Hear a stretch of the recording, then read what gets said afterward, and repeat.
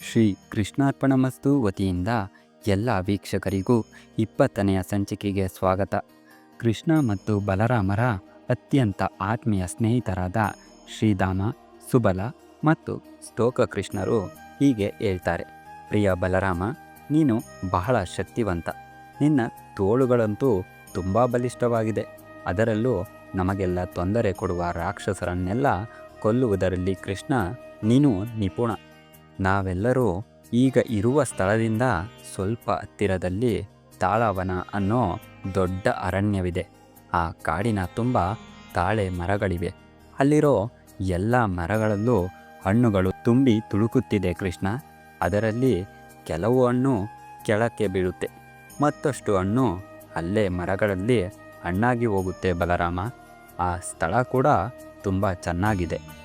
ಆದರೆ ಅಲ್ಲಿ ಧೇನುಕಾಸುರನೆಂಬ ದೊಡ್ಡ ರಾಕ್ಷಸನಿದ್ದಾನೆ. ನಾವೆಲ್ಲ ಅಲ್ಲಿಗೆ ಹೋಗುವುದು ಕಷ್ಟವಾಗಿದೆ. ಅಲ್ಲಿರುವ ಹಣ್ಣನ್ನು ಕೂಡ ಎತ್ತಿಕೊಳ್ಳೋಕ್ಕೂ ಆಗೋದಿಲ್ಲ. ಅಲ್ಲಿ ಆ ರಾಕ್ಷಸನು ಕತ್ತೆಯ ರೂಪದಲ್ಲಿದ್ದಾನೆ. ಅವನ ಸ್ನೇಹಿತರು ಕೂಡ ಅವನ ಸುತ್ತ ಕತ್ತೆಯ ರೂಪದಲ್ಲಿದ್ದಾರೆ. ಆ ಸ್ಥಳಕ್ಕೆ ಯಾವ ಪ್ರಾಣಿ ಪಕ್ಷಿಗಳು ಕೂಡ ಹೋಗುವುದಿಲ್ಲ. ಏನಿದ್ದರೂ ಅಲ್ಲಿನ ಹಣ್ಣಿನ ಸುವಾಸನೆಯನ್ನು ಸವಿಬೇಕು ಅಷ್ಟೆ. ಮರದ ಮೇಲಿರೋ ಹಣ್ಣಾಗಲಿ ಕೆಳಕ್ಕೆ ಬಿದ್ದಿರೋ ಹಣ್ಣನ್ನೇ ಆಗಲಿ ಇದುವರೆಗೂ ಯಾರೂ ತಿಂದಿಲ್ಲ. ಪ್ರೀತಿಯ ಕೃಷ್ಣ, ಮನಸ್ಸು ಬಿಚ್ಚಿ ಹೇಳಬೇಕು ಅಂದರೆ ನಮಗೆ ಹಣ್ಣಿನ ಸುವಾಸನೆಯಿಂದ ಆಕರ್ಷಣೆಯಾಗಿದೆ. ನಾವೆಲ್ಲರೂ ಹೋಗಿ ಆ ಹಣ್ಣುಗಳನ್ನು ತಿನ್ನೋಣ. ಆ ಸುವಾಸನೆ ನಿಮ್ಮಿಬ್ಬರಿಗೂ ಇಲ್ಲಿ ಅನುಭವವಾಗಲಿಲ್ವೇ ಅಂತ ಪ್ರಶ್ನೆ ಮಾಡ್ತಾರೆ. ಕೃಷ್ಣ ಬಲರಾಮರು ತನ್ನ ಸ್ನೇಹಿತರ ಮಾತುಗಳನ್ನು ಕೇಳಿ ತನ್ನೆಲ್ಲ ಸ್ನೇಹಿತರೊಡನೆ ತಾಳವನಕ್ಕೆ ಹೋಗ್ತಾರೆ. ಬಲರಾಮನು ಆನೆಯ ಬಲವನ್ನು ಪ್ರದರ್ಶಿಸುತ್ತಾ ಮರಗಳನ್ನೆಲ್ಲ ಗಿಡಗಳಂತೆ ಅಲ್ಲಾಡಿಸಿದನು. ಹೀಗೆ ಅಲುಗಾಡಿಸಿದರಿಂದ ಹಣ್ಣುಗಳು ನೆಲದ ಮೇಲೆ ಬಿದ್ದವು. ಆ ಹಣ್ಣುಗಳು ಬೀಳುತ್ತಿರುವ ಶಬ್ದವನ್ನು ಕೇಳಿ ಅಲ್ಲಿಯೇ ಕತ್ತೆಯ ರೂಪದಲ್ಲಿದ್ದ ಧೇನುಕಾಸುರನು ವೇಗವಾಗಿ ಅವರ ಮೇಲೆ ಬರ್ತಾನೆ. ಅವನ ರಭಸಕ್ಕೆ ಭೂಕಂಪವೇ ಆದಂತೆ ನೆಲವು, ಮರಗಳು ಅಲ್ಲಾಡಿದವು. ರಾಕ್ಷಸನು ಮೊದಲು ಬಲರಾಮನ ಎದೆಗೆ ಇಂಗಾಲಿನಿಂದ ಒದೆಯಲು ಶುರು ಮಾಡ್ತಾನೆ.